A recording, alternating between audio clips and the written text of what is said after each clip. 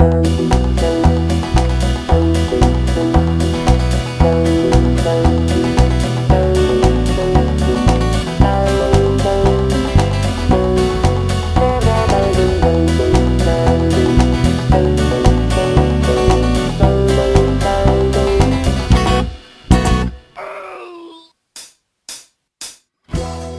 de l'Ordre, épisode 10. Bébé, aujourd'hui c'est un grand jour. Comment ça, un grand jour? C'est l'épisode 10. Et alors? Pas de quoi se relever la nuit. On va à peine attaquer la page 93 et il y en a 450. Mais c'est l'épisode 10. N'importe quoi, narrateur. Tu ferais mieux de t'occuper de nos héros qui viennent de quitter Rakier accompagnés du capitaine Dracor. Au passage, on se demande pourquoi il est parti avec eux. On va y venir, mon bébé, on va y venir. Sur la grande route de l'Ouest, pavée à la perfection par les nains durant le premier âge, la circulation était aisée et agréable. De longs convois lourdement chargés se croisaient sans difficulté dans des grincements d'essieux et le bruit de tonnerre des roues d'acier sur les pavés de grès. Malheureusement, la compagnie quitta bientôt cet axe fréquenté, pour un chemin muletier, boueux et chaotique. Après une demi-heure, le grondement presque permanent des convois avait laissé place à la douceur apaisante des bruits de la nature. Faut qu'on s'arrête pour soigner cette épaule, insista Éoliel pour la troisième fois. Faudrait recoudre, en plus tu maintiens ta plaie avec tes grosses pattes dégoûtantes, conclut-elle en fronçant les sourcils. Il ne doit pas être loin de 4 heures, expliqua le capitaine soucieux en inspectant le bras du troll. Si nous voulons mettre assez de distance entre nous et les sbires des mages, nous devons marcher jusqu'à la tombée de la nuit sans nous arrêter. Wally désigna une aubépine chétive, semblant s'extirper à grand-peine de sous un rocher herbu. Une fois que nous aurons pris un de ces chemins après l'intersection, j'en ferai disparaître le début en faisant pousser ce buisson épineux là-bas. Pendant que Lougar traçait de fausses traces sur le chemin de droite, la druide, utilisant ses talons, s'agenouilla près de la plante épineuse et plongea les doigts dans l'enchevêtrement de racines. Après quelques minutes d'intense concentration, elle se recula et contempla avec satisfaction la plante barbelée qui se développait comme si le temps avait été accéléré. Bientôt, l'entrée du sentier, le rocher herbu et une partie du chemin par lequel ils étaient arrivés disparurent sous un enchevêtrement inextricable de branches épineuses. Éoliel s'affaira un bon moment sur l'épaule du troll, qui se révéla impossible à recoudre tant le cuir en était épais. C'est finalement Stirlord qui vint à bout de ce problème grâce à un enchantement runique de perforation. Le nain, qui ne possédait cette aptitude qu'au niveau 1, dut l'utiliser une bonne dizaine de fois sur une aiguille à coudre la viande volée dans les cuisines du château de Rapière. Une fois reparti, Lougar, pourtant toujours allergique aux militaires, se porta à hauteur du capitaine. « Et vous continuez avec nous, finalement ?» « Tout le monde a abandonné la petite princesse, reprocha Éoliel. Pourtant, elle avait l'air de bien vous aimer. »« Je ne fais que suivre ses instructions, répondit Dracor en haussant les épaules. Tant que la tradition en cours n'a pas abouti, elle est tirée d'affaire, concernant le mariage. Les habitants de Rapière sont incroyablement superstitieux. Pour eux, le champion a été désigné, et tant qu'il n'est pas vaincu ou déclaré vainqueur, personne d'autre ne peut prétendre à l'accession au trône. Mais s'il disparaît comme là maintenant? Alors la princesse doit l'envoyer quérir par un autre champion. Elle m'a officiellement désigné et m'a ordonné en douce de ne pas réapparaître avant au moins 1 an, tout en donnant régulièrement des nouvelles. Les mages doivent en faire une jaunisse. Alors vous partez à l'aventure avec nous? Oui et non. Vous m'avez dit que votre carte vous guidait vers le nord. À raison de 40 km par jour, nous devrions voyager ensemble une petite semaine. À la suite de quoi, je piquerai plein ouest, en direction de la citadelle d'Arkerock. Hey, j'ai entendu parler de cette citadelle, s'intéressa Wally. Elle est située en bordure du plus vaste océan du monde. C'est une région très agitée qui subit régulièrement des attaques de pirates interplans. Pas seulement, précisa le capitaine. On raconte qu'il existe au milieu de cet océan une immense île désertique et rocheuse, où des sorciers fous ouvriraient des portes démoniques. C'est pour ça que je pars là-bas. Je n'en pouvais plus de cette vie minable au milieu de tous ces naïfs attachés à mort à leur tradition imbécile. Je veux me battre, moi, je veux de l'action. Quand je vous ai vu courir sur ce chemin, tramalant vos blessés sous la pluie battante, j'ai compris que c'était ça la vraie vie. Je crois surtout que la petite princesse a jeté son dévolu sur vous. Et vous la fuyez bride abattue, conclut Éoliel avec perspicacité. Les joues du solide capitaine s'empourprèrent, attestant de la véracité des observations de l'elfe qui éclata de rire, ajoutant encore à la confusion du militaire. Après 3 jours de marche forcée, les conversations se firent rares. Seul l'infatigable Rohor et l'elfe, qui s'obstinaient à marcher en dehors du chemin, continuaient à animer un peu les longues et monotones heures de trajet. À la tombée de la nuit, les nains, à cause de leurs courtes jambes, et Lougar, parce que sa nature flemmarde l'y poussait systématiquement, avaient pris dans la charrette la place laissée par la quantité de nourriture ingurgitée par le groupe. Bercé par le balancement régulier de la charrette, Wally, changé en chauve-souris, somnolait, accroché la tête en bas à l'un des arceaux métalliques soutenant la bâche. Le capitaine Dracor, éprouvant sa volonté, marchait courageusement, s'interdisant de monter son cheval que cette situation scandaleuse rendait chafouin. Le fidèle écuyer qui s'ennuyait accéléra la cadence et passa sa grosse tête dans l'ouverture de la lourde toile. Si Stirlord n'avait pas dormi comme un loir, il aurait pu pour la première fois de sa vie voir sourire un cheval. Le facétieux canasson commença par s'empiffrer tout ce qu'il put ingurgiter. Découvrant la barbe blonde en broussailles de Stirlord, il lui trouva comme un air de famille avec les brassées de foin parfumées dont il se régalait habituellement et y croqua à belles dents. Si Backlor n'avait pas dormi comme un bienheureux, il ne se serait pas trouvé allongé sur le ventre, le visage enfoui au creux de son coude, épargnant ainsi ce qui faisait sa fierté.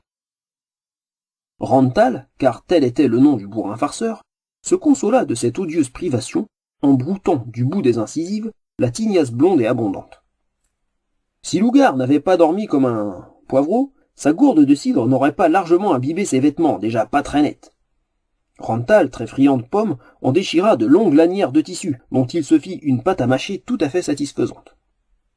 Si Wally ne s'était pas glissé dans la délectation de son monde onirique préféré, elle aurait sans doute échappé au long filet de baffe que l'étalon s'amusait du bout de sa babine pendante à lui faire couler sur la tête.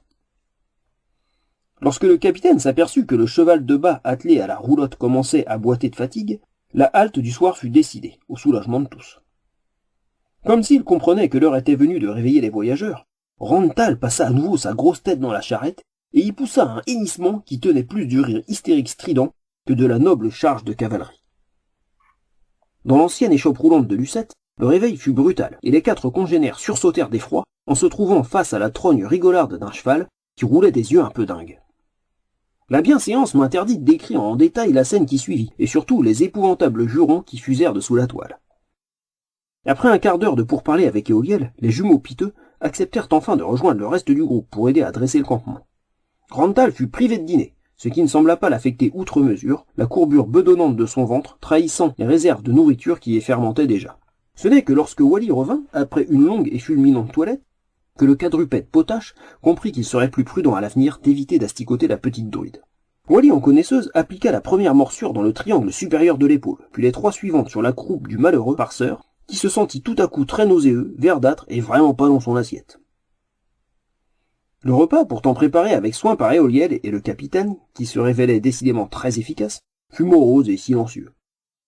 Ceux qui boudaient semblaient peu enclins à faire la conversation à ceux qui roupillaient sur place. Comme la nuit précédente, le capitaine à l'éducation irréprochable monta sa tente réglementaire afin que les filles puissent dormir au chaud, puis s'installa de bonne grâce sous la charrette, près de l'imposant trône qui ronflait déjà. À l'étage au-dessus, les nains dormirent mal d'un sommeil agité pendant que Lougar, visiblement peu affecté par l'état calamiteux de sa tenue, montait la garde en mâchouillant sa pipe, qui d'ailleurs était vide. Le nécromant ne se fourrait dans le bec cet objet de bois précieux que pour faire style, comme il le disait. Mine de rien, on a bien avancé, pensait-il. Si on exclut ces 3 derniers jours, le moins qu'on puisse dire, c'est qu'on ne s'ennuie pas. Je me demande si on a gagné beaucoup d'XP. Il faudrait qu'on se frite un peu avec quelque chose. Je suis sûr qu'en groupe, si on ne part pas comme des abrutis, on doit pouvoir démolir du gros. D'ailleurs, il faudrait que je bosse un peu mes sorts. Je voudrais bien devenir un sorcier nécromant trop balèze. C'est le bon plan, ça, pour gagner sa vie sans se fatiguer. Lougar passa donc le restant de sa nuit à ressusciter de petits mammifères. Les heures s'écoulèrent tranquillement dans un silence apaisant, à peine troublé par le ululement d'une chouette vagabonde.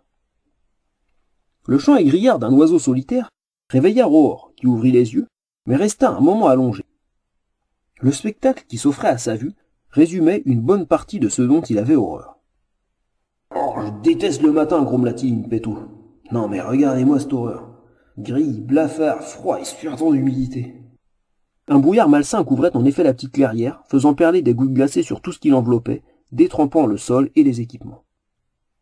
Une odeur de cendre froide planait au ras du sol, alors que des volutes de vapeur fantomatiques se détachaient de la peau frémissante des chevaux à la mine triste. Le troll détendit en grognant ses muscles ankylosés par le froid, et s'extirpa de sous la charrette. C'est au moment où il s'étirait qu'il découvrit la fresque insolite qu'offrait Lougar. Le nécromant, en loques, assis sur une vieille souche, avait ramené son capuchon jusque sur l'arête de son nez. Devant lui, une douzaine de rongeurs miteux se tenaient assis, comme des élèves devant un professeur. Le capitaine, qui avait rejoint le troll, resta abasourdi devant cet étrange ensemble, auquel la brume donnait un côté cauchemardesque. « Sans rire, il fait quoi, là ?»« C'est un nécromant, répondit le troll. Il doit essayer de booster ses niveaux, comme il est là. »« Tu crois qu'il dort ?»« Je pense pas, non. Sinon, il ne pourrait pas les tenir sous sa férule. Ça lui demande pas mal de concentration pour maintenir les bestioles en état de marche. »« Ah, comme quoi qui se ressemble, ça semble, rigola Baclor, qui semblait oublier que seule la moitié de sa tignasse hirsute coiffait sa grosse tête. « Bah t'as plus qu'à nous rejoindre, rétorqua Lougar en se relevant. » Baclor, emporté par son caractère jovial, partit réveiller son frère dans un éclat de rire. Après un solide petit déjeuner, concocté une fois encore par le capitaine et Roar, la petite troupe se remit en marche, offrant au mieux leur carcasse transie aux timides rayons de soleil filtrés par les vapeurs de brume. Lougar, qu'une intense concentration semblait maintenir dans un mutisme total, parvint à maintenir sous ses ordres, pendant une bonne heure, les 10 rongeurs cadavériques qui suivaient la charrette en clopinant. Le capitaine se pencha sur la carte que tenait Wally et lui expliqua comment l'orienter et se repérer en fonction du paysage environnant. Nous devrions atteindre le village de Tronquebuche vers midi. Il restera au moins 3 jours de marche avant de rejoindre cette espèce de colline fortifiée, et encore en trouvant un moyen de contourner le lac. Dis donc, il a l'air drôlement intelligent, votre cheval, observa Stirlord. À force de mâchouiller sa longe, il a encore réussi à défaire le nœud. Ça oui, c'est une sacrée monture, dotée d'un caractère plutôt joueur, comme vous avez pu le constater. Vous allez voir, là il va venir se coller juste devant nous, et faire exprès de marcher un tout petit peu plus lentement, juste pour nous énerver. Au fait, il s'appelle Rantal. Il est très sociable et il adore qu'on lui parle. Le chemin que suivait la petite troupe était à présent encaissé entre 2 parois rocheuses, à demi couvertes de végétation. Les aventuriers plus aguerris se seraient méfiés de ce sol, aux planches ajustées, comme celles d'un ponton qui n'avait rien à faire là. Les jumeaux qui ouvraient la marche durent s'arrêter lorsqu'ils se retrouvèrent face à face avec un de leurs congénères qui, résolument planté au milieu du sentier encaissé, leur barrait la route les poings sur les hanches. Tous les regards se portèrent sur le curieux personnage posté là, comme s'il les attendait. La stature aussi large que haute de l'individu ne laissait aucun doute sur sa nature. Son apparence, en outre, laissa les aventuriers dans l'expectative. Le visage, et ce que l'on pouvait apercevoir des puissants avant-bras du nain, étaient couverts de suie. Ses équipements, lourdes bottes, gants épais et casques aux cornes retournées vers le bas, étaient paradoxalement aussi sales qu'ajustés avec le plus grand soin. Un large ceinturon de cuir à l'imposante boucle d'argent serrait un tablier de forgeron qui lui descendait jusqu'aux genoux. « Vous m'avez tout l'air d'être des aventuriers, vous tombez bien. Allez hop, l'entrée des artistes, c'est par en bas. » À ces mots, l'individu actionna un levier dissimulé dans la roche, et le sol de bois se déroba sous les pieds des aventuriers, entraînant hommes et montures 6 mètres plus bas en une fraction de seconde. La descente brutale du plancher fut stoppée par un ingénieux dispositif à pression d'air, dont les tuyères expulsèrent de puissants geysers malodorants. Stirlord eut toutes les peines du monde à calmer le cheval de Bat, qui après avoir poussé un hennissement de terreur roulait des yeux fous.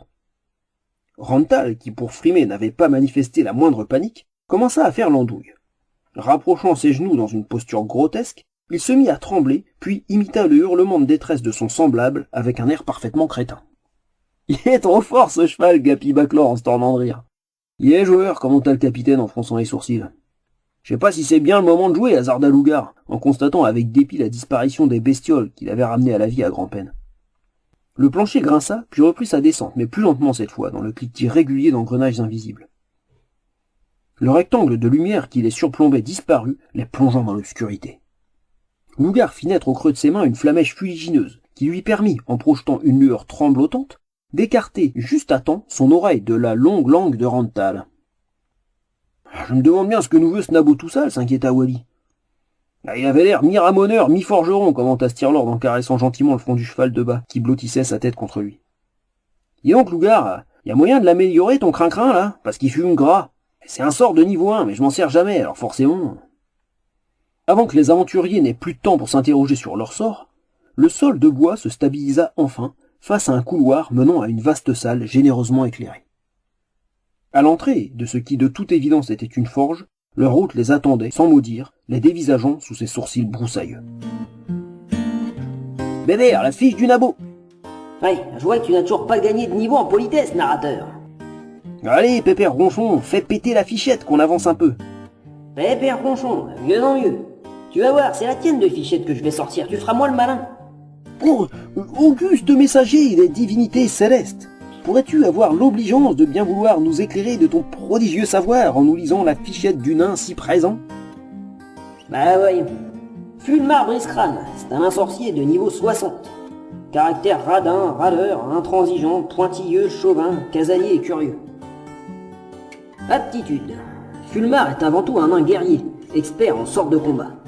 Son niveau élevé lui confère toutes sortes de possibilités quant à la façon de pulvériser ses ennemis, créanciers, quêteurs, collecteurs, quémandeurs, solliciteurs et autres nuisibles. Objet permanent. Amulette rare plus 20 en mana, qui booste toutes les aptitudes magiques au niveau maximum pendant 30 secondes. Anneau rare de Bourre-la-Bourse, ajoutant 30% de chance de trouver des objets magiques. Équipement préféré. Fulmar est équipé au combat d'un marteau de guerre enchanté, dont la particularité, lorsqu'il en frappe le sol, est d'immobiliser tous ses ennemis dans un rayon de 30 mètres pour une durée de 15 secondes. Technique de combat. Fulmar ne combat qu'occasionnellement, mais son sort favori reste un ensorcellement de blocage qui immobilise ses ennemis. Historique. Fulmar est issu d'un père brasseur et d'une mère tenancière de taverne. Bercé depuis sa plus tendre enfance dans les bagarres d'ivrogne, il a développé très jeune une passion pour la baston qui l'a conduit sur tous les champs de bataille du plan du milieu et de celui du dessous.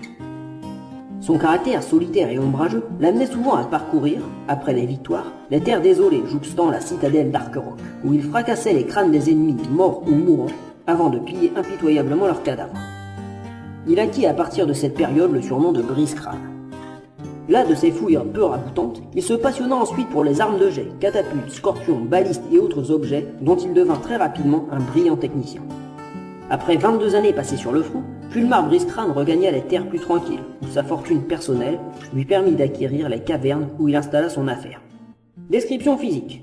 Petit, large, épais, barbu, tendu comme un œuf, vêtu de cuir de haut en bas, continuellement coiffé d'un casque d'airain incrusté d'émeraude, dont les deux cornes serties d'or sont tournées vers le bas pour ne pas accrocher les plafonds des galeries basses. Ah, merci mon brave. Bon allez narrateur, on s'y remet. Ah non, je crois que c'est assez pour cet épisode. On fera la suite la prochaine fois.